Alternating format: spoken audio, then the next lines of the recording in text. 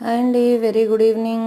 ఈరోజు evening curry వచ్చేసి egg and ఎండు చేపల కర్రీ చేద్దాం అనుకుంటున్నానండి. అందుకోసం ఇంకండి ఎగ్స్ కూడా తొక్కలు ఒలుచుకొని ఎండు చేపలు నీటిలో నానేసుకొని ఉంచుకున్నాను. ముందుగా ఎగ్స్ అనేవి ఆయిల్లో వేసుకొని బాగా వేయించుకోవాలి. అవన్నీ వేగేలోపు మనం ఉల్లిపాయలను టమాటాలు కట్ చేసుకుందామండి.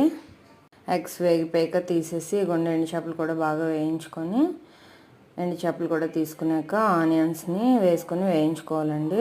బాగా బ్రౌన్ కలర్లో వేసుకున్నాక అప్పుడు టమాటాలని యాడ్ చేసుకుందాం. ఇగోండి కట్ చేసుకుని ఉంచుకున్నాను కదా, యాడ్ చేసుకున్నాక మూత పెట్టి మగ్గించాలండి.